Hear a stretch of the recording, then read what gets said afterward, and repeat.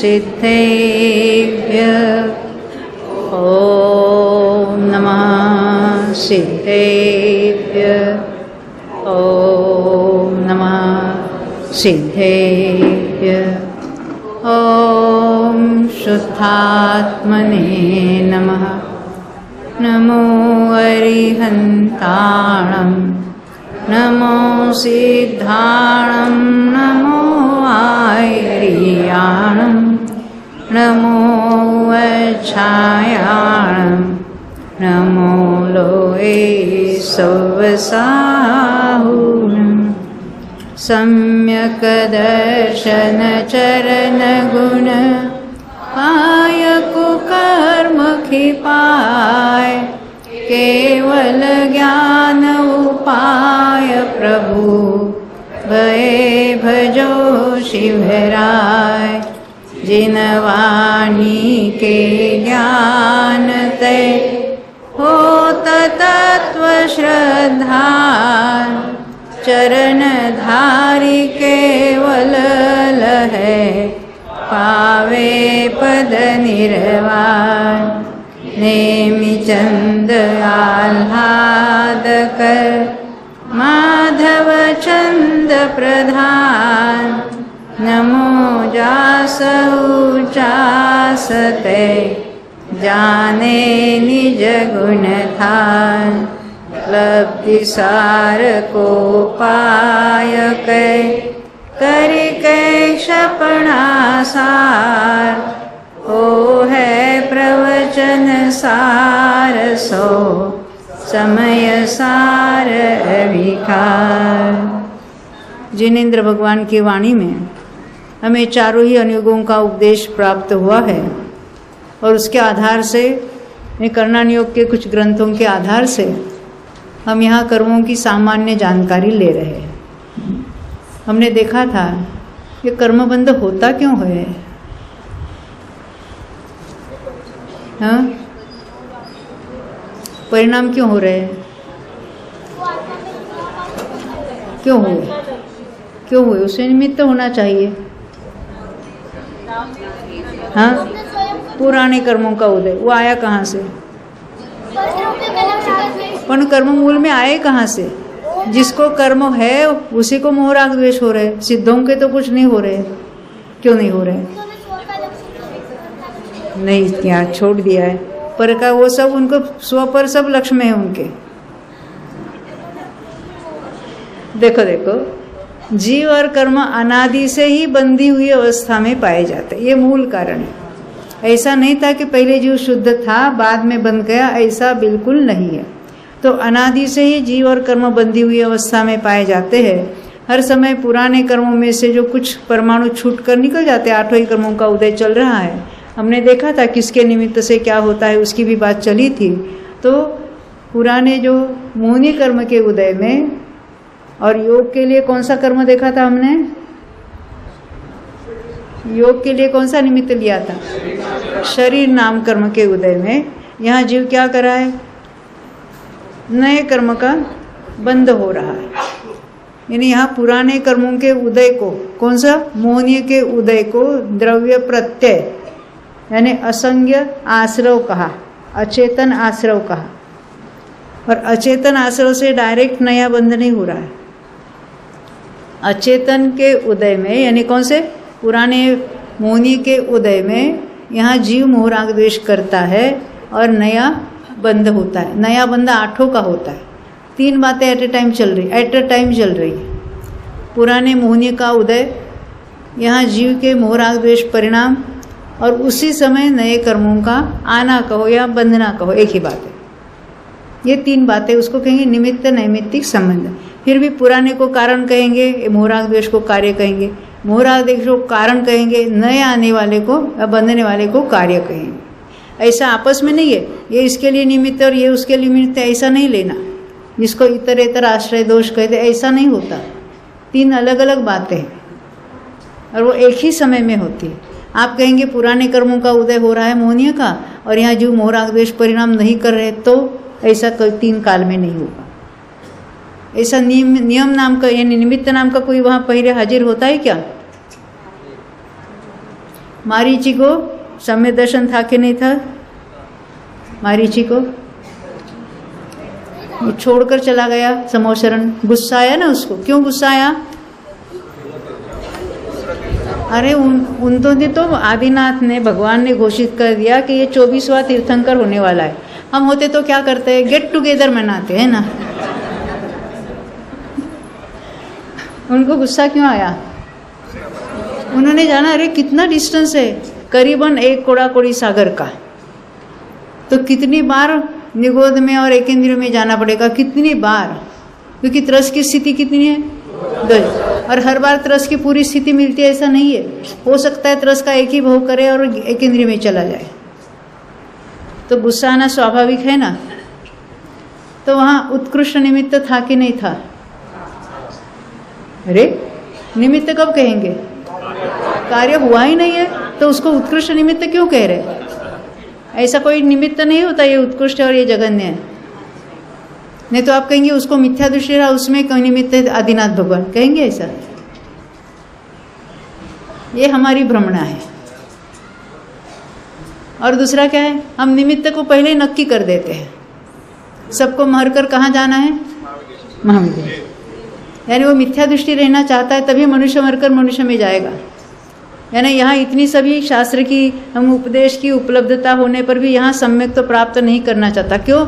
हमें ये निमित्त नहीं चाहिए ऑर्डिनरी, हमें वो महान निमित्त चाहिए। उसने निमित्त को पहले नक्की कर दिया। ऐसे निमित्त को नक्की करने से निमित्त नहीं मिलते। ये अभिप्राय का दोष है, और ये जब तक कायम है, ये निमित्त नैमित्तिक संबंध महान बड़ा सिद्धांत है। जब तक उसके संबंध में कोई भी भ्रांति चल रही है, कैसी भ्रांति? अरे मर रहा, अरे यहाँ नहीं मरता तो घर में मरता, सही है। 5 समवाय सुनिश्चित है। अगर पर्याय सुनिश्चित है तो उसके 5 समवाय सुनिश्चित है। कौन से 5 समवाय?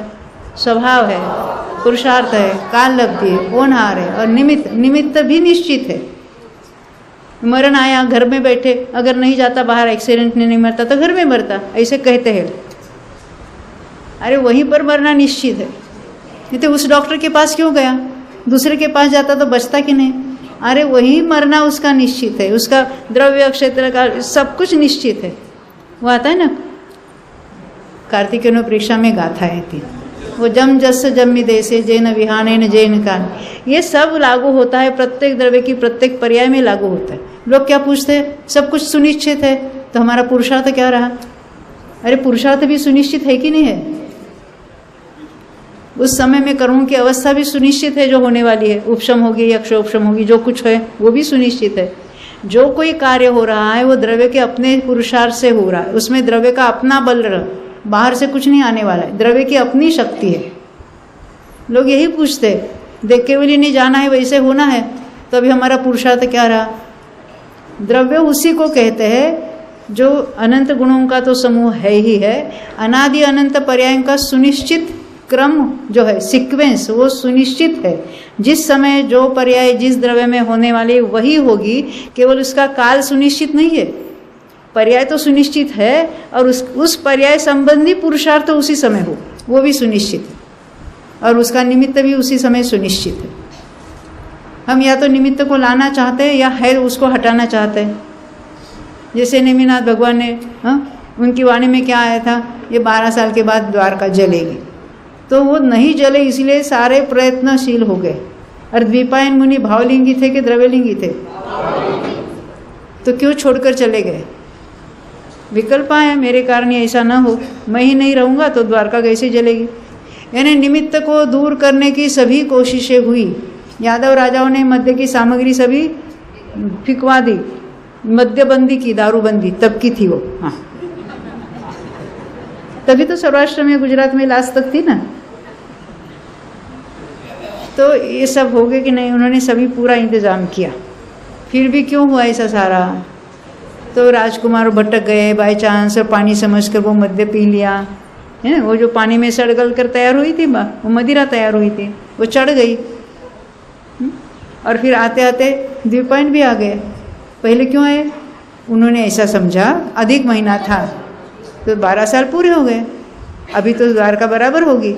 आ गए तो राजकुमारों ने देखा, अरे ये द्वीपायन है, इसके कारण द्वारका जलेगी, तो पत्थर उठा उठा कर मारा।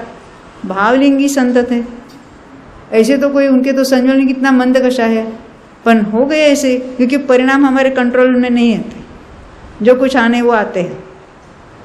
ये कथन पद्धति है कि परिणामों की संभाल करो, ये चरणान योग की भाषा है। तो ऐसा गुस्सा आया कि वो अशुभ तेजस निकला बाएं बाहु में से और पूरी द्वारका जलाकर मूल शरीर में प्रवेश किया, वह भी भस्मसात हो गया वहाँ पर। मिथ्यात्व में चले गए। और कहाँ जन्मे? भवनवासी में, अग्नि कुमार देवों में। ये सुनिश्चित था कि नहीं था? तो निमित्त भी सुनिश्चित था, उसको हटाने के सारे कोशिश भी किए कि नहीं किए? तो हमें किसी को नहीं, हमको सिमंदर भगवान के पास ही जाना है। अभी हमको सम्यक तो नहीं चाहिए, उधर जाके करेंगे। महाविदेह में जन्म होगा, वहाँ पर भी एक आर्यखंड और 5 मिलेज खंड है। मिलेज खंड में जन्म होगा तो क्या होगा? और आज तक किसी तीर्थंकर के समोसर में नहीं गए? अरे अनंत बार गए। फिर भी ये अभिप्राय जो है ना, उनके कारण मुझे सम्यक तो होगा, ये अभिप्राय ही मिथ्या मान्यता है। मेरी नानी भी कहा करती थी, क्या कहती थी? अभी पुण्य कमाएंगे, स्वर्ग में जाएंगे। वहाँ क्या सभी के सभी, खाली अकेले सिमंदर नहीं, सभी तीर्थंकरों के समोसर में जाएंगे। बराबर है कि नहीं? अरे इधर सादे थोड़े अनुकूल संयोग छोड़कर स्वाध्याय में नहीं आते, और देवों में इतनी अनुकूलता है, इतने विषय उपलब्ध है, वो छोड़कर समोसर में जाएगा कि घूमने को नंदनवन वगैरह सब घूमने को जाएगा? ये बहाने बनाता है ना? तो हमें तो अपना वो विषय निरंतर छोड़कर विच्छित्ति प्रकरण देखनी है। सभी मुख्य है, सभी उतने ही है। मुख्य हम कथन में कर सकते हैं, मुख्य कहाँ? क्योंकि वो कहते काल लब्धि और होनहार कोई वस्तु ही नहीं, वस्तु ही नहीं, उसमें क्या फर्क पड़ेगा? उपदेश किसका दे देंगे? उपदेश की मुख्यता है। उपदेश किसका देंगे? निमित्त को लावा ऐसा उपदेश देंगे? स्वभाव तो है ही है, जिस समय जो पर्याय होनी वो स्वभाव, क्षणिक उपादान, त्रिकाल उपादान पड़ा है वहाँ, उसमें क्या चेंज करेंगे? तो पुरुषार्थ में तो चेंज कर सकते हैं, चेंज नहीं कर सकते, वो भी सुनिश्चित है। कौन उपदेश देंगे कि नहीं देंगे? कि शास्त्र का अभ्यास करो, अभी प्रवचन सार पढ़ो, उसमें सारी विधि बताइए, परमात्मा प्रकाश पढ़ो, समय सार पढ़ो। खाली पढ़ो नहीं, पहले तो बोले सुनो कहा। ये सुनना के पढ़ना क्या करना? दौल समझ सुन चेत सयाने। सुनने की मुख्यता क्यों है, पढ़ने की क्यों नहीं है? क्योंकि ये पहले से मिथ्या भ्रांति चल रही है। पढ़कर उन शब्दों का अर्थ हमारी मान्यता के अनुसार लगाता है, तर्क करता है तो अपनी तर्क के अनुसार करता है। अभी जो प्रश्न आया था ना, हुंडाओं से प्रणीय काल के एक्सेप्शन सिर्फ कर्मभूमि में होता है क्या? अगर हाँ, तो आदिनाथ भगवान ने सर्वार सिद्धि में भूभूमि का हुंडाओं से प्रणीय के काल में भी नहीं बन सकते। यह तर्क भी बैठ सकता है क्या? ये कुतर्क है, तर्क नहीं है। आगम में जो व्यसन है उससे विरुद्ध विचार करना, इसको कुतर्क कहेंगे। हमें वैसा ही चाहिए तर्क करना है, वहाँ जो लिखा है वैसे हमारा सॉल्यूशन आना चाहिए। क्या था बचपन में, स्कूल में हम सब गणित सीखे कि नहीं सीखे? तो स्कूल में जो हमारे टीचर क्या करते थे, गणित एक उसका एग्जाम्पल कैसे सॉल्व करना उसकी रीत बताते थे। फिर घर में होमवर्क करने को देते थे, इतने सारे जो है वो सॉल्व करके लाओ। तो हमें कोई एक एग्जाम्पल हमने सॉल्व किया, अपन बहुत हमारा उत्तर, क्योंकि उत्तर पीछे लिखे होते हैं पुस्तक के पीछे, तो हमारा उत्तर उससे नहीं मिल रहा है, तो क्या करेंगे हम? इजीएस्ट मेथड क्या है? अरे पुस्तक का उधर बदल दो। तो हम 2 बार 3 बार करेंगे, नहीं हो रहा है तो हम कहेंगे, हमारे जो कोई सहपाठी है, हमारे फ्रेंड्स है, उनको पूछेंगे तेरा क्या उत्तर आया, मेरा तो ऐसा है। अगर उससे भी नहीं होता तो क्या करेंगे? टीचर को पूछेंगे, क्या पुस्तक में चेंज कर देंगे। कब तक ऐसा करना है? जब तक हमारा उत्तर पुस्तक के उत्तर से नहीं मिलता, तब तक हमारा उसी ढंग से विचार करना है, उसको सॉल्व करना है। तो जो जिनागम में जो बातें बताई है हमारे बुद्धि में हमारे तर्क ऐसे होने चाहिए कि उस बात को सिद्ध करने के लिए चाहिए। हम उल्टा तर्क लगाते हैं, हाउ इज इट पॉसिबल करके उसके विरुद्ध तर्क सारे प्रस्तुत करते हैं और उसको गलत सिद्ध करना चाहते हैं, क्योंकि हम अपने को बुद्धिमान समझते ना ज़्यादा। तो जिनागम में जो बताया है, आचार्य ने जो लिख के रखा है, जो अनेक महान ग्रंथों में बात बताई है, वो कैसी गलत हुई, इस तरह से हमारी बुद्धि चलती। हमारी बुद्धि कैसी चलनी चाहिए, वहाँ हमको उत्तर मिल रहा है, वो सॉल्व करके वहाँ सारे सूत्रों में बातें बताई है। हमें ऐसे तर्क लगाने हैं कि वो बात कैसे सिद्ध हो जाए, और हमारी कैसी पद्धति कहो या जो कहीं आदत कैसी है, उसके उल्टे विचार करने की, उससे हमें कोई फ़ायदा तो होने वाला नहीं है। ख्याल में आती है ना बात? तो ये तर्क भी वैसे होना चाहिए। कहाँ से कहाँ तो हम चले गए आज, है ना? हाँ, तो अभी हम ये बंध विच्छिति फिर देखते हैं।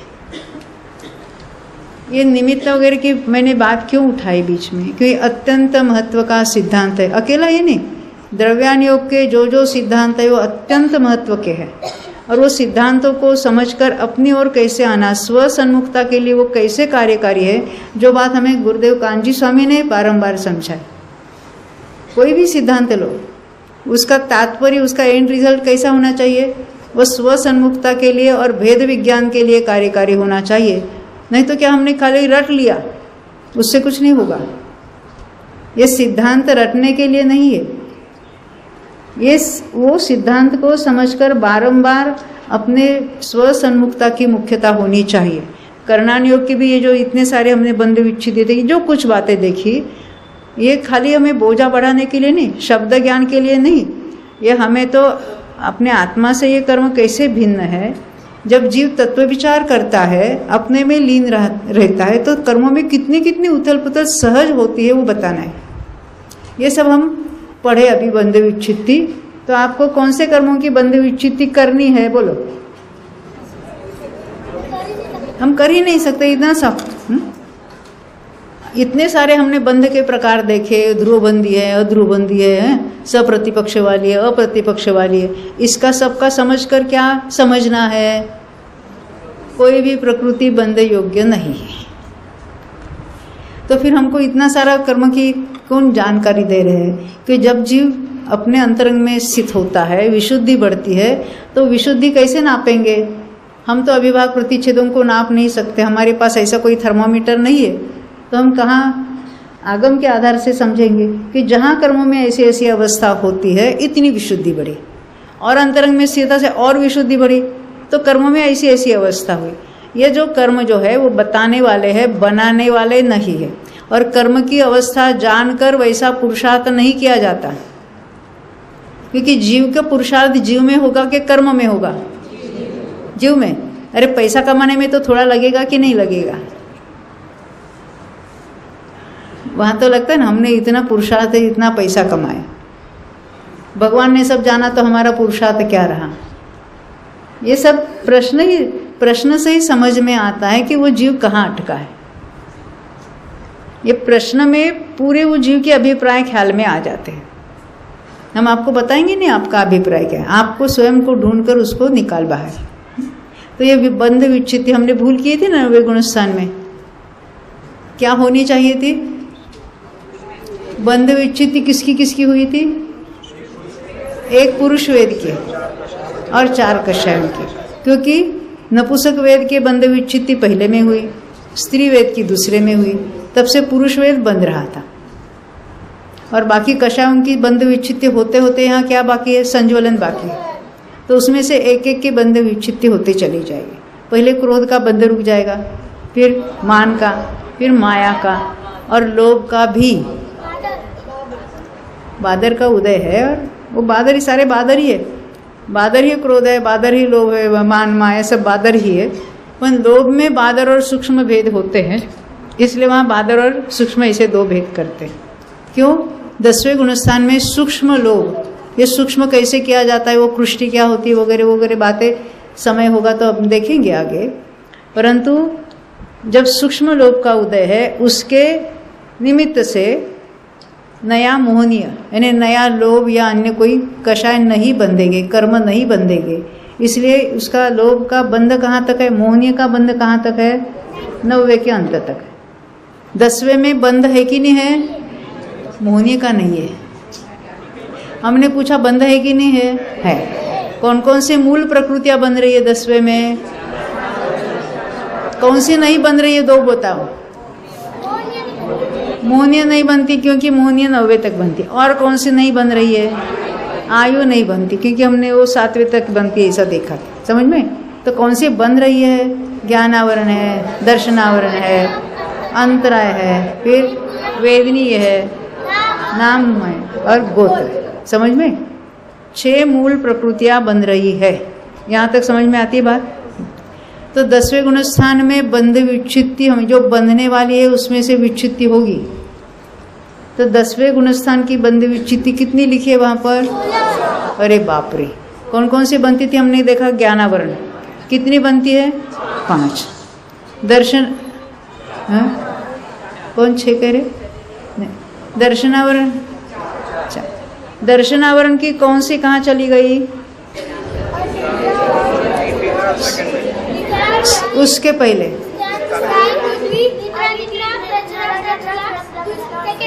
देखो बच्चे कह रहे स्त्यान वृद्धि, निद्रा निद्रा, प्रचला प्रचला कब गई, दूसरे में गई, बंध विच्छित्ति हुई।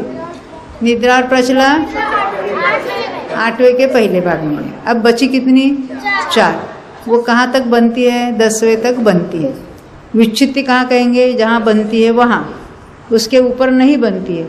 तो हमने ज्ञानावरण की 5 देखी, दर्शनावरण की 4 देखी, अंतराय की 5, कितनी हुई टोटल, 14। अभी आघाती से क्या क्या बन रहा है, हाँ, तो 7 वेदनी के बंधे विच्छित्ति होगी क्या, नहीं है। गोत्र की, निज गोत्र की हो गई ना पहले, हाँ।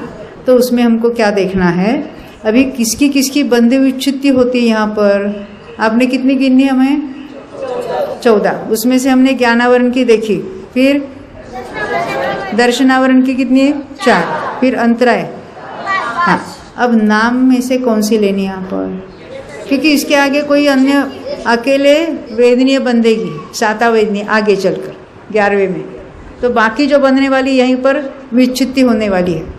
तो हमने ज्ञानावरण देखे, दर्शनावरण देखी, अंतराय देखी, 6 बनती है ना। वेदनीय है, वेदनीय आगे बंधेगी, यहाँ आयु तो बनती नहीं है।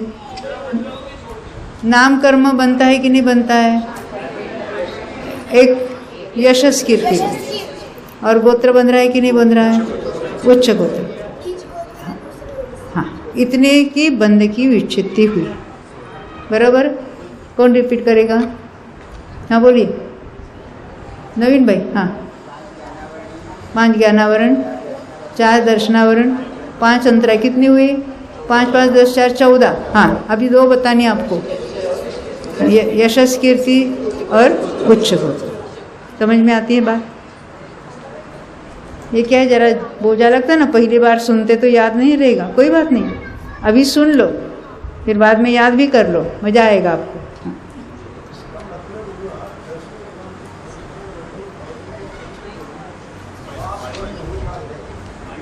नंद किशोर जी जरा रिपीट करना, उन्होंने क्या बताया।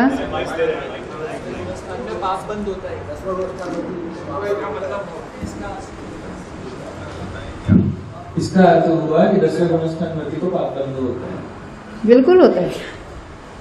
ज्ञानावरणादि तो जो घाती कर्म है वो पाप रूप ही है, परंतु क्या डिफरेंस होगा, अनुभाग बंध अत्यंत मंद मंद मंद मंद होगा।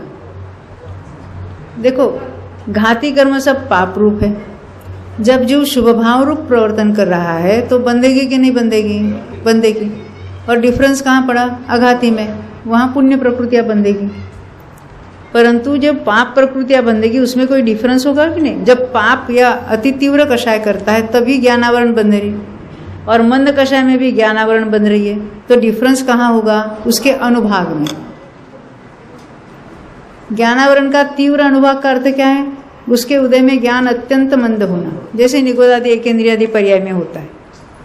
और यहाँ ज्ञानावरण बन तो रहा है, पर कैसा, उसका अनुभाग इतना मंद मंद मंद मंद होते होते उदय में आ रहा है कि वो उसके ज्ञान बहुत खिल जाता है।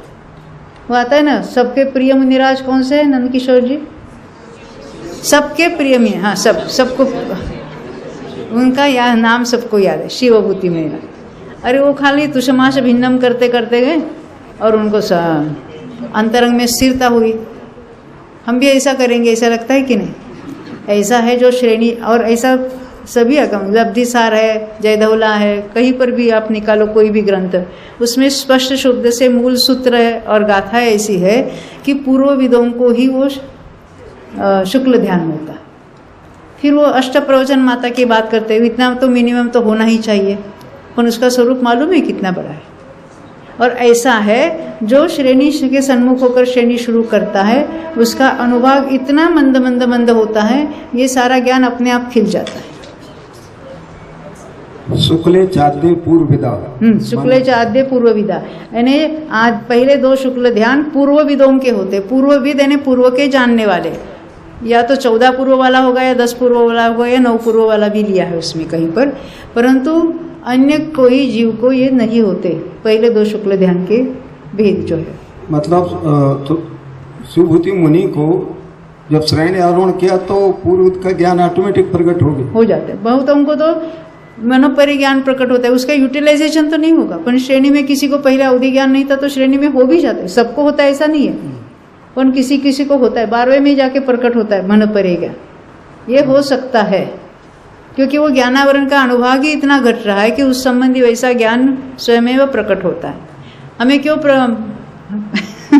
फेवरेबल है, फेवरेट है, क्यों फेवरेट है, इन उतना सा जाना और उनके हो गया।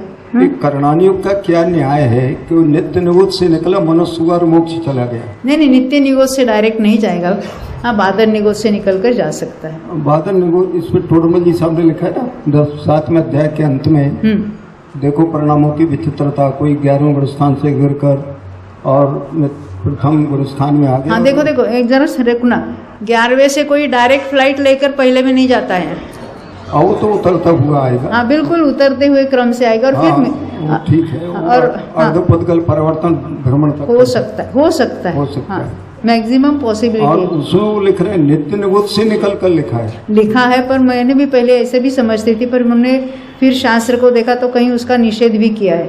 और सूक्ष्म से निकलने वाला भी मुनि हो सकता है, मोक्ष नहीं जा सकता, ऐसे कुछ बातें आती है। अच्छा। क्योंकि अभी निकला है तो पहली बार सम्यक तो प्राप्त करेगा तो मिथ्यात्व में तो नियम से जाने वाला है, उसी भाव में फिर सम्यक तो प्राप्त करके हो सकता है संयम भी धारण किया, श्रेणी विचरी, ये हो सकता है। और ऐसे है ना, वो वहाँ से निकला हुआ जल्दी संयम भी धारण नहीं करता है, जैसे बादल पृथ्वी का एक से निकला हुआ जल्दी संयम धारण कर सकता है। देखो ये नियमों से हमारे आगम भरे हैं, आप जितने सुनेंगे उतना ज़्यादा कन्फ्यूजन होगा, परंतु ये नियम है ना, क्या उनकी तरफ देखकर हम अनुमान लगा सकते हैं कहाँ कौन सा कार्य हो सकता है, कौन सा नहीं हो सकता। ख्याल में आई ना? ये 14 पूर्वों का ज्ञान 6वें 7वें में हो सकता है या उपशम श्रेणी कंपलसरी? नहीं 6ठे 7वें में। 6वें 7वें में 14 पूर्वों का ज्ञान हो सकता है। हाँ बिल्कुल हो सकता है। और जो उपशम श्रेणी चढ़ के नीचे आता है वो भिन्न 10 पूर्वी और ये आया वर्णन, तो वो उपशम श्रेणी वालों को नियम से ही होगा, ऐसा है? कौन सा 10? यानी मिनिमम 10 न, मिनिमम उतना होना चाहिए। 14 पूर्वधारी भी उपशम श्रेणी चढ़ेंगे, बिल्कुल चढ़ेंगे। और भिन्न 10 पूर्वी होने के लिए 6वें 7वें में आना पड़ेगा। हाँ भिन्न है ना, वो उससे छूट गए ना। हाँ इस तरह से नीचे आकर बाद में छूट गए उसमें से। जब तक सम्यक तो बना रहेगा तो क्यों छूटेगा, वो मिथ्यात्व में चले जाते हैं, ऐसा है ना। और उपशम श्रेणी चढ़ा तो वापिस उतरा तो ज्ञान रहेगा कि चला जाएगा दोबारा से? नहीं, वो तो ज्ञान रहेगा, परंतु हो सकता है ना जो भिन्न होते हैं ये 10 पूर्व का अभ्यास करते हैं और उसमें जो मैली विद्या वगैरह उसको आचरण में लाते तो मिथ्यात्व में चले जाते हैं, उस अपेक्षा से उनको मतलब ज्ञान नहीं रहेगा, ये रह भी सकता है दोनों ही? नहीं वो 10 पूर्व का तो नहीं रहेगा ना, मिथ्यात्व में तो चल ही गए। मिथ्या दृष्टि को तो श्रेणी चढ़ के 6वें 7वें में आए, हाँ ज्ञान रहेगा, 7वें में रहेगा नहीं रहेगा ना, रहेगा। हाँ जैसे हम कहें कौन से वो उसको शुद्ध केवली संज्ञा है कि नहीं, यानी संपूर्ण शुद्ध ज्ञान के ज्ञाता है वो, रहेगा। देखो हमने 10वें गुणस्थान की बंधे विच्छित्ति देखी, कौन बताना चाहते हैं? आपको 6 मूल प्रकृतियां याद में रखना है और ज्ञानावरण की कितनी वो आपको बताना है। घाती कर्म की 3 है। हाँ, आप जरा शांति रखो, ये नहीं तो ये सब लोग कहेंगे खाली इन दोनों को सिखा रहे। हमने नहीं सिखाया, पहले से सीख के आया है। हाँ, कौन बताना चाहते हैं? हाँ बोलो। ज्ञानावरण की 5, अंतराय की 5, दर्शनावरण की 4। हाँ, किसकी 5? हाँ, मुझे लगा पहले बताई उसने। अच्छा, अंतराय की 5, फिर यशस कीर्ति और उच्च गोत्र कितने हुए? हाँ, तो इतने की बंध की विच्छित्ति 10वें गुणस्थान में होती है। अब कितनी प्रकृतियां बची? कौन सी? साता वेदनीय, उसकी बंध विच्छित्ति। वो 11वें में उसकी बंध विच्छित्ति है क्या? बंध है क्या? हाँ, बंध है। बंध है, विच्छित्ति नहीं। 12वें में भी बंध है, विच्छित्ति नहीं। 13वें में बंध है, 14वें में नहीं है, तो कहेंगे 13वें में उसकी एक की बंध की विच्छित्ति हुई।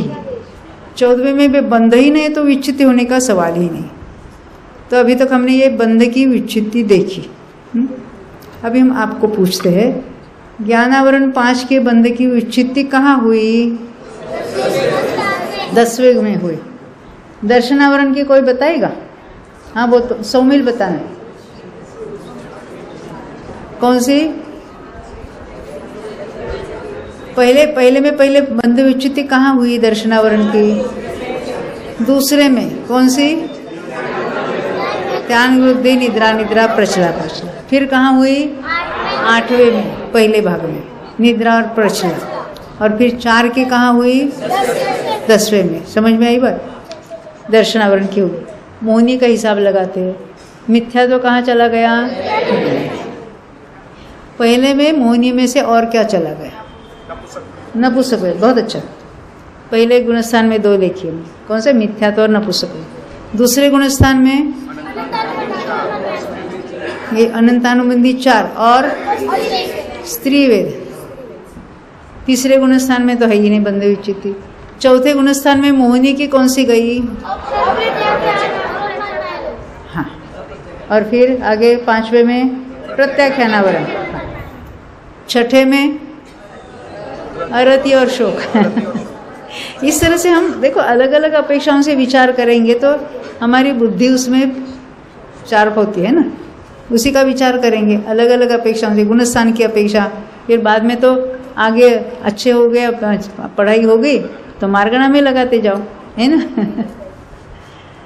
क्योंकि उसके बारे में जितना विचार करेंगे सूक्ष्मता से, वो सारी बातें हमारी निश्चित सुनिश्चित हो जाएगी। ये अब कौन से रहेगी? अभी मोहिनी की कौन सी रह गई? शोकरती हो गई ना। हाँ, अभी हाँ, अब हाँ, कहाँ गई? अंत में। हाँ, 7। और क्या हुआ? 9वें में 1 वेद, पुष्पवेद और 4 संज्वलन। अब कुछ बाकी रहा? बंद नहीं होता, उदय है। मेरे जैसे आपने भी घोटाला कर दिया। अलाउड है। तो ये हमने मोहिनी की बात की। अंतराय की 5 10वें में। असाता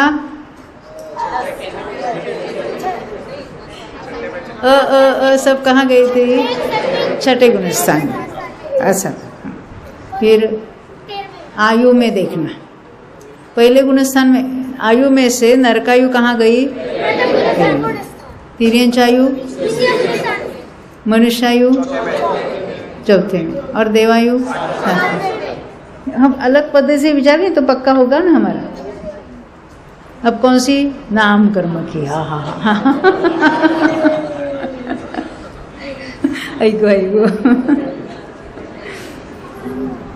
तो नाम कर्म की कैसे लगाएंगे? हाँ, ऐसा बताओ कि नाम कर्म की पहले गुणस्थान में कौन कौन सी गई? कौन बताना है?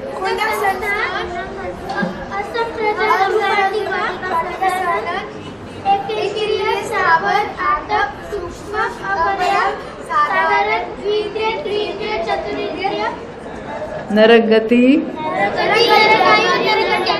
आयु नहीं लेना,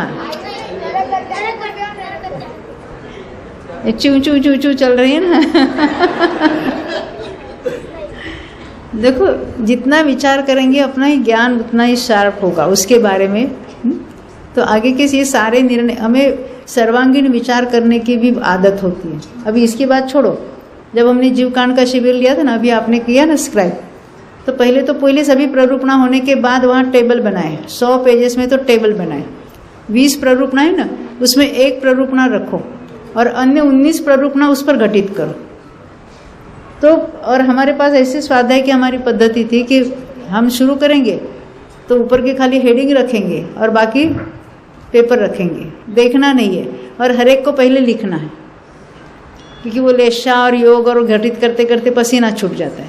परंतु ये एक ही अपेक्षा ने एक कोई जीव समास लिया तो उसमें अन्य 19 प्ररूपणाएं लगाने की आदत होती है, और खाली उसने नहीं, वो फिर गुणस्थानों में, मार्गणास्थानों में, उसके भेदों में लगाते जाते हैं, तो हमारा एकदम शार्प होता है। एट ए टाइम हमें सभी का विचार करने की आदत होती है।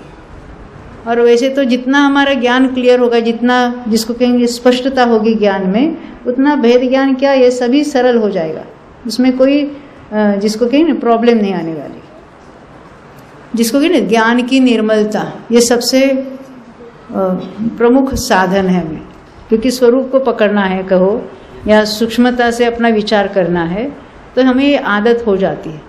करणान योग के अभ्यास में उपयोग अत्यंत सूक्ष्म होता है, और आत्मा का अनुभव करना तो उपयोग और सूक्ष्म होना चाहिए, तो सहज रूप से अपने आत्मा को पकड़ लेता है। तो अभी हमने ये बंद की विच्छिति देखी है, ऐसे हर एक पर लगा सकते हैं आप। नाम कर्म की जो सर हमने देखी अलग अलग, उसको भी हम देख सकते हैं, उसमें लिखा है सब। हाँ, पंचलब्धि में मिला आपको, सभी गुणस्थानों के मिले, पहले 2 ही गुणस्थानों के है ना, 2 के ही। हाँ हाँ ठीक है, कोई बात नहीं। अब थोड़ी हम चर्चा, अभी कितना समय कितना है मुझे बताना, बहुत टाइम है। अच्छा हाँ, एक प्रश्न मैं लेके आगे बढ़ूंगी। ये हमारे हार्दिक ने पूछा था, उन्होंने पूछा था कुन आचार्य को क्षयिक समय दर्शन हुआ था कि नहीं हुआ था। वो जानने से हमारे अभिप्राय में कोई फर्क पड़ने वाला नहीं है इस बात। तो पंचम काल में तो नहीं होता है। अरे पण तीर्थंकर के पादमूल में गए थे ना, तो होना चाहिए था कि नहीं चाहिए था? तो हाँ होता है, वो कर्मभूमि के मनुष्य ही थे और तीर्थंकर के पादमूल में गए थे। हाँ, तो होना चाहिए कि नहीं चाहिए? हमें लगता है ना होगा। गुरुदेव के प्रवचन में ये बात आई थी, किसमें? परमात्मा प्रकाश के प्रवचन में। परमात्मा प्रकाश गाथा 72 के प्रवचन में उन्होंने कहा है, परमात्मा प्रकाश के जो अभी नए 8 भाग प्रसिद्ध हुए हैं, उसमें से दूसरे भाग के पृष्ठ संख्या 280, वहाँ उन्होंने बताया है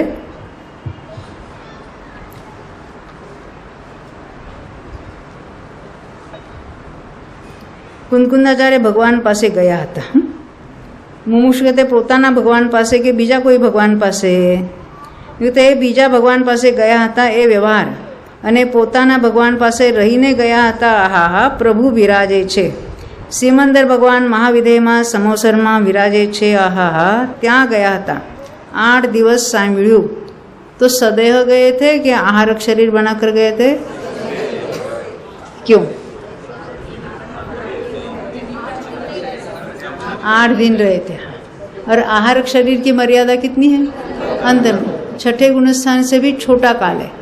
6ठे गुणस्थान वाला ही आहारक शरीर बनाकर वहाँ जाकर फिर वापस आएगा, 6ठे गुणस्थान के रहते हुए। ख्याल में आई ना? तो वो 8 दिन रहे थे, उसका अर्थ क्या है? सदैव औदारिक शरीर सहित वहाँ गए थे। यहाँ क्या कहते? 8 દિવસ સાંભળ્યું, એમાં પોતાની अप्रतिहत यानी अभी गिरने वाले नहीं है। सम्यक दर्शन उनका कैसा है? अप्रतिहत। प्रतिहत तो नहीं गिरना, और अप्रतिहत यानी गिरे बिना। तो कहते अप्रतिहत सम्यक दर्शन तो 5 पंचमाराना साधु हता तो क्षायिक नहीं थतु। है ને. પણ ત્યાં ગયા તો ક્ષાયિક ન થયું, પણ જોડની ક્ષાયિક થઈ ગયું, ક્ષायिक થશે જ. यानी उनका जो क्षोभशम सम्यक्त्व था वो भी गिरने वाला नहीं है. वहाँ से आकर मनुष्य में आएंगे तो क्षायिक थशे ज, ये कहना चाहते. जोड़नी शब्द खास उनके प्रवचन में आता है, अन्यत्र हमने कहीं पढ़ा नहीं है, सुना नहीं है, परंतु गुरुदेव के प्रवचन में या ये चंपाबेन के बेनश्री के प्रवचन में ये बात आती. जोड़नी क्षायिक यानी क्या, वो क्षोभशम सम्यक्त्व अभी क्षायिक लेकर ही रहेगा, वो बीच में नहीं छूटेगा, उसको कहेंगे जोड़नी क्षायिक. उनके प्रवचन में ऐसा शब्द आता है. हाँ, देखो आगे क्या लिखते हैं. बीच में बहुत सारी बातें बताई. भगवानना दर्शन કર્યા, ક્ષાયિક ન થયું, પંચમ આરાના પ્રાણી છે ને. તો મુમુક્ષુ પૂછતે કાલે બાધા કરી નાખી, એને કાલ હે ને પંચમ કાલને ઓ વિઘ્ન લાયા. नहीं नहीं नहीं, एनी योग्यता एवी छे. हम तो निमित्त के ऊपर ही देखते हैं, अरे हुंडावसर पे नहीं, हुंडावसर पे नहीं, वो काल कुछ नहीं कर रहा है. जो कुछ होता है उस जीव की योग्यता से होता है. फिर भी हम यहाँ कर्मों की बातें वो निमित्त रूप से कहेंगे. कर्म हमारा कुछ नहीं बिगाड़ रहा है और जीव भी कर्मों में कुछ हेरा फेरी नहीं करता है. जीव जब अपने में पुरुषार्थ करता है तो कर्मों में क्या क्या होता है, जब स्वयं मोह राग द्वेष परिणाम करता है तो कर्मों में क्या क्या होता है, इसकी पूरी हम इन्फॉर्मेशन दे रहे हैं. ये इन्फॉर्मेशन जानकर वैसा पुरुषार्थ कर्मों में नहीं होता है, पुरुषार्थ तो अपने में करना है. ये क्या कहते हैं, पंचमाराना प्राणीनी योग्यता एवी छे कि केवल ज्ञान अनेक क्षायिक थता नहीं. बहुत सारी बातें हम मैंने उसमें से बता दिया, क्योंकि क्या है कि ऐसा सहज तर्क लगता है ना, क्या होने में हर्जा है. कर्मभूमि के थे और वहाँ गए थे, साक्षात तीर्थंकर के समोसर में 8 दिन रहे थे, तो क्षायिक होने में क्या हर्जा है. हाँ, चांसेस मिल गए उनको कि हो जाए, होना करने में बाधा नहीं, लेकिन रूल नहीं ब्रेक हो सकता ना. हाँ. और इसमें पादमूल में रहे तो वो 8 दिन में ही करेंगे या 8 दिन के बाद जैसे वापस आ गए तब भी कर सकते हैं क्षायिक? नहीं कर. पादमूल का मतलब है कि उनके सानिध्य में होता है, उनके ही सानिध्य. केवली या श्रुत केवली ऐसा आता है ना उसमें. जब विदेह क्षेत्र के भरत क्षेत्र में आके मोक्ष जा सकते हैं, तो यहाँ से वहाँ पे क्षायिक समय क्यों नहीं कर सकते? वही तो पंचम काल के जीवों की ऐसी पात्रता नहीं, यही कारण बताया इसमें. अभी बताए ना, योग्यता उनकी नहीं है. ध्यान में आई बात. मेरा एक प्रश्न है. कौन है?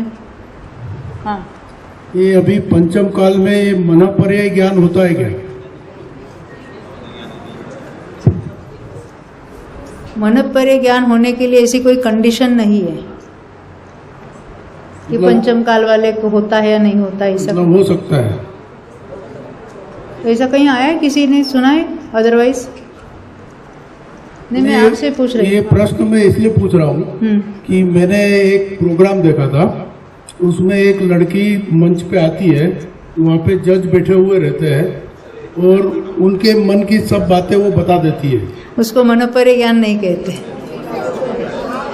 मनोपर्य ज्ञान मात्र भावलिंगी संतों को ही होता है. उसको टेलीपैथी नाम दो, वो श्रुत ज्ञान का कोई भेद बता दो, जो कुछ है उसको मनोपर्य ज्ञान बिल्कुल नहीं कहते. वो ज्ञान का विशिष्ट क्षोभशम है. ये पहले न किए ना, मनोपर्य ज्ञान होता किसको है? मुनियों को ही होता है, भावलिंगी मुनियों के ही होता है और किसी को नहीं हो सकता. दीदी, प्रथम नरक में क्षयक्षणिक सम्यक दृष्टि है. हाँ उसे तीर्थंकर प्रकृति की बंधना चालू है. हाँ. तो ऐसे जीव जो मनुष्य गति में आते हैं तो उनको तो केवली श्रुत केवली की आवश्यकता न होते हुए भी क्षयिक सम्यक दर्शन होता है ना. वो क्षयिक ही लेकर गए हैं. पहले नरक की बात आप कह रहे हैं. दूसरे नरक में, हाँ, दूसरे नरक में क्षौभशमिक समय दृष्टि है. हाँ, वो वहां से क्षौभशमिक लेकर ही मनुष्य में आएंगे. उनको क्षयिक होने के लिए अन्य तीर्थंकर या अन्य केवली शुद्ध केवली की निकटता की आवश्यकता नहीं है. ऐसा स्वयं में ऐसा ही वस्तु का स्वरूप है. क्यों प्रश्न के लिए वो वस्तु व्यवस्था बाध्य नहीं है. कर्णानुयोग में क्यों, द्रव्यानुयोग में बार बार क्यों प्रश्न पूछना? करना योग में उसके कुछ उत्तर नहीं मिलेगा आपको। जेपी साहब आप कुछ अन्य बताना चाहते हैं? नहीं, ये पूछ रहे दूसरे और तीसरे नरक में जो तीर्थंकर प्रकृति की सत्ता वाले हैं, वो जीव जब आते हैं तो उनको जो है किसी की जरूरत नहीं होती। हाँ, वही बताया मैंने। हाँ। हो गया कितना समय? ये मनुष्यों और त्रियंचों को कुअवधि ज्ञान हो सकता है क्या? हाँ, होता है, पर उसकी लिमिट एक अंतर्मूर्त की है। अच्छा, एक अंतर्मूर्त। एक अंतर्मूर्त से लगातार ज्यादा नहीं रहते, बारंबार हो सकता है। मतलब अभी भी हो सकता है? हाँ, बिल्कुल। अरे असंख्यात तिर्यंचों के है, असंख्यात संगी पंचेंद्रिय को होगा विभंग ज्ञान या को अवधि ज्ञान। संगी पंचेंद्रिय मनुष्य तो है ही संख्यात, परंतु तिर्यंचों में असंख्यात समूर्छनों को नहीं होता। स्वयंभू रमण समुद्र में असंख्यात महामत्स्य है, समूर्छन जीव है। समूर्छन जीवों में तिर्यंचों में ना प्रथमोपशन सम्यक्त होता है, ना अवधि ज्ञान होता है, उनका अवधि ज्ञान नहीं होता। अपन अन्य तिर्यंच है ना, भूभूमि के है, अन्य भी तिर्यंच है, कर्मभूमि के भी है, उनमें तो अवधि ज्ञान में यानी को अवधि वाले असंख्यात तिर्यंच है, 1 2 4 नहीं। क्षेत्र की भी सीमा है क्या? नहीं, मतलब जैसे काल की सीमा अंतर्मूर्त से अधिक नहीं हो सकता, ऐसे क्षेत्र की सीमा है क्या कुछ? क्षेत्र की सीमा नहीं, वो कितना जानते हैं वो क्षेत्र, द्रव्य क्षेत्र काल भाव की मर्यादा वाली वो बात लागू होगी, परंतु खाली कर्मभूमि के 2.5 द्वीप में ही होता है, बाहर नहीं, ऐसा नहीं है।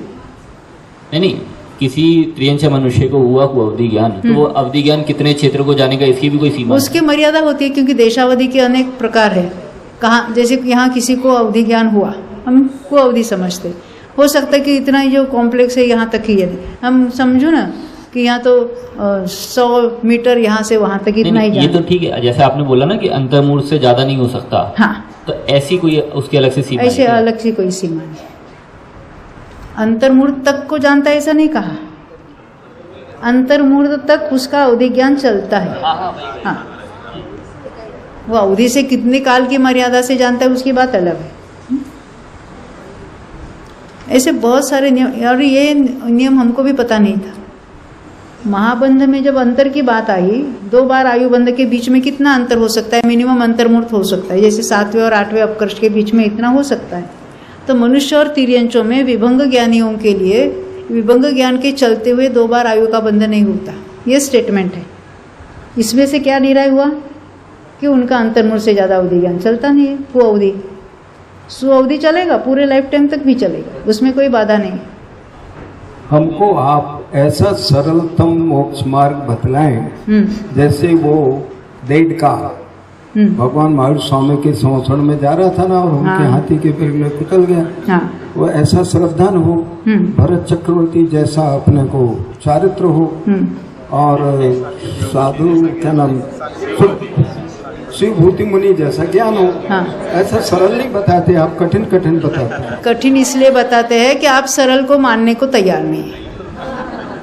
बच्चा जब नहीं खाता है, मुंह से नहीं पीता है दूध, तो माँ उसको 2 पैर को बीच में उसकी मुंडी पकड़ के नाक बंद करके मुंह में चम्मच डाल के, यूँ सब माताओं ने किया है, मालूम है। जीव जुदा, पुद्गल जुदा, सब मान लो, राग से मैं जुदा हूँ, नहीं मानने को तैयार तो ले लो कर्म की थियोरी। हाँ? क्योंकि जो हमारे हाथ की बात है उसको तो करते नहीं है, और दूसरे को ही सरल करके समझा तो हम समझ जाए, ऐसे थोड़ी है। और ये सब आप कठिन बातें समझ रहे हैं तो क्या हमारे कारण समझ रहे हैं कि अपने स्वयं की योग्यता से समझ रहे? आप आए स्वयं की योग्यता से, समझे रहे स्वयं की योग्यता से। हमने कुछ नहीं किया उसमें, निमित्त से कार्य दूसरे में होता ही नहीं है। आप उसको कठिन कह रहे हैं ना, और यहाँ से वहाँ उपयोग नहीं भटक रहा है 1-1 घंटे तक। क्यों? ये करना नियोग के ऐसे ही विषय है कि इसमें हमारे दूसरे दुनिया के विषय यानी कोई विचार आते ही नहीं बीच में, और यही तो उपयोग की स्थिरता है ना। इसमें अपना इतना उपयोग सूक्ष्म हो सकता है, तो ऐसे सूक्ष्म उपयोग में ही आगे का कार्य चलेगा।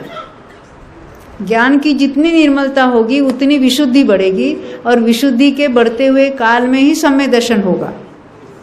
ऐसा नहीं कि पहले प्रवचन सुनते समय बहुत विशुद्धि बढ़ी, फिर क्या है 1 घंटा हो गया, फिर हमारे अन्य काम आ गए, हमारे अन्य विचार चल रहे हैं। अभी विशुद्धि बढ़ी थी, वो सब समाप्त हो गई। अब संकलेश विशुद्धि ऑर्डिनरी चल रही है, तो उसमें सम्यक तो नहीं होने वाला है। जब गहराई से अंदर से कुछ उमंग आती है तो पढ़ना भी छोड़ दो ना, स्थिर हो जाओ, और स्थिर हो जाओ तो सम्यक तो हो जाएगा। हम स्थिर नहीं होना चाहते, ये सुनूं वो सुनूं वो सुनूं वो सुनूं सुनने, क्योंकि सुनना ही चाहिए, बिना सुनने नहीं होने वाला। हो गया समय, 10 मिनट है। अच्छा दीदी, ये आपने चर्चा ली थी कल कि निदति निकाचित 8 कर्मों में होता है, तो ये प्रशस्त और अप्रशस्त प्रकृति दोनों में होता है? सब में होता है। निदति नाम निदति और को भी बनते हैं निदति निकाचित कर्म? देखो, बंधने के बात ही नहीं है, कर्म बनते कि नहीं बनते हैं।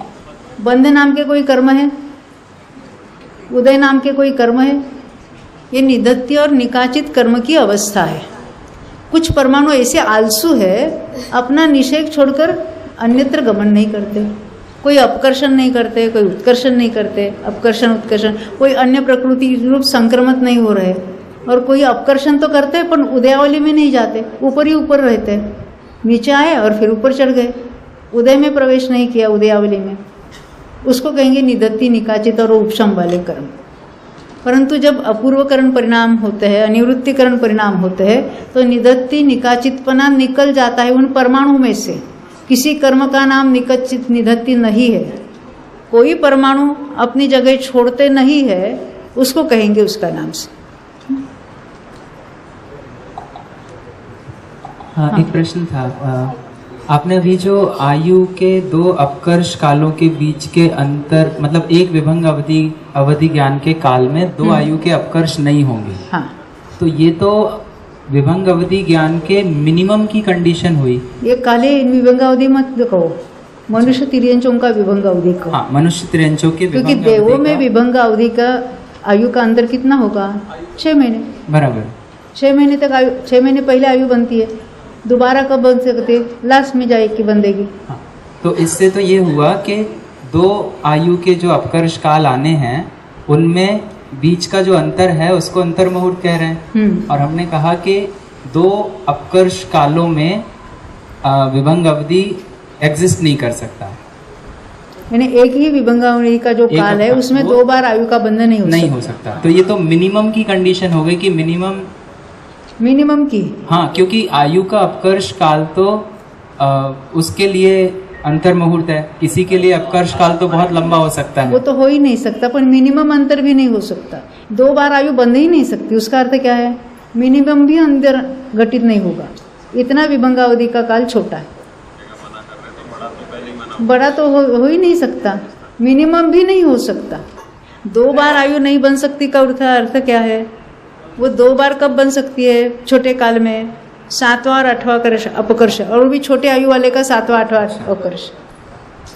यानी विभंग अवधि का मनुष्य तिर्यंचों के लिए ये कंडीशन है, देवों के लिए नहीं। क्योंकि देव और नार की मिथ्या दृष्टि जो है, अपनी पूरी आयु में पर्याप्ति पूरा होते ही उनको विभंग अवधि नियम से शुरू होता है, क्योंकि वो भव प्रत्यय है और अंत तक रहेगा।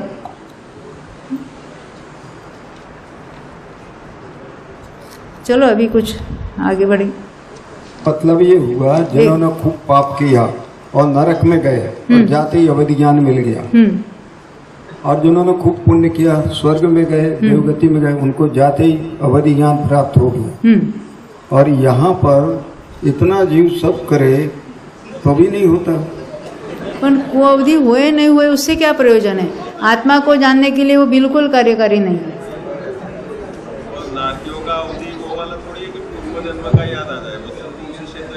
वो तो थोड़ा उसका अवधि की मर्यादा है ना, हर एक की कितना जान, वो भव प्रत्यय अवधि है। हाँ,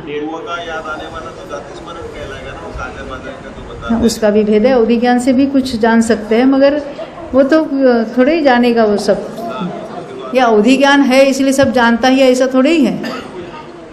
सैद्धांतिक प्रश्न तो नहीं है, पर ऐसे ही डेरिवेशन के लिए है। हमने बोला इतना छोटा समय है, वो इतना छोटा समय उसके ज्ञान का कैसा विषय बनता होगा? अरे एक समय में ज्ञान समझता है ना वो। देखो अभी हम जान रहे हैं, आंखों से देख रहे हैं, एट ए टाइम कितनी इंद्रियों से जानते हैं हम? अरे एक तो आंखों से हमने अंतर्मूर्त तक देखा तो हमें वो ख्याल में आया, जानने में आया। फिर बीच में दर्शनोपयोग हुआ अंतर्मूर्त का, फिर सुनने के प्रति उपयोग गया, वो भी अंतर्मूर्त चला, फिर वो दर्शनोपयोग हुआ, फिर अन्य इंद्रियों के प्रति उपयोग गया। वो कितना छोटा अंतर्मूर्त है ना। ऐसा अलग अलग पकड़ में नहीं आ रहा है। इसलिए क्या लगता है सबको हम एट ए टाइम जान रहे हैं, पांचों इंद्रियों के द्वारा एट ए टाइम हमारा जानना चल रहा है। ऐसा कभी नहीं हुआ।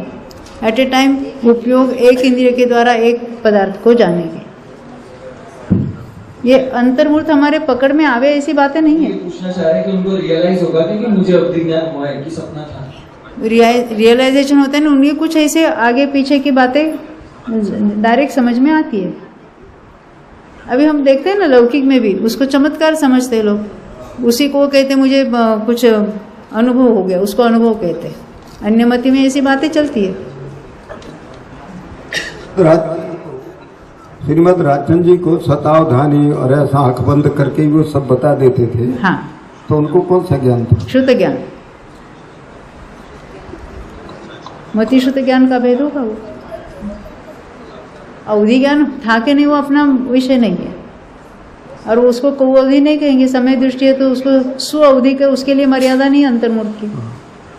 अभी शायद बम्बई मुलुंड में बच्चों के लिए 5 साल से 15 साल के बच्चों के लिए एक कोई स्कूल चलता है जिसमें वो रात में भी आंख बंद करके भी किताब पढ़ सकते हैं।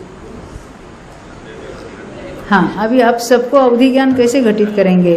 किसी भी बच्चे को ट्रेन कर रहे हैं ना वो, तो हमको जाके ट्रेनिंग लेनी पड़ेगी तो पता चलेगा क्या हो रहा है। बड़ों को नहीं होता, नहीं होता। अच्छा, बच्चों को होता है। अच्छा, क्या है, बहुत सारे ऐसे प्रश्न आते हैं। हम विदिशा गए ना, एक महिला ने पूछा, आजकल ऐसा है कि डॉक्टर उनको ऐसा पीछे के भव में ले जाते हैं, तो पीछे के भव का भी सब याद आता है। मैंने इस भव में इस शरीर के साथ आत्मबुद्धि है और पीछे के दोस्त जार का 10 भव में ले जाएंगे तो ये आत्मबुद्धि बढ़ने वाली है कि कम होने वाली है? इससे हमें क्या लाभ है? आत्मानुभूति के लिए इन सारी चीज़ों का क्या, क्योंकि हमें ये कैसा होता है, वो कैसा होता है, अरे पर अनुभव कैसे होता है, ये प्रश्न पहले में पहले आना चाहिए। भेद विज्ञान कैसे होना है, उसके लिए जो कार्यकारी है प्रश्न भी ऐसे उठने चाहिए कि उसके लिए हमारे आगे हम बढ़े, है ना। हो गया समय? अच्छा, अभी हो गया समय। बोलो 24 भगवान।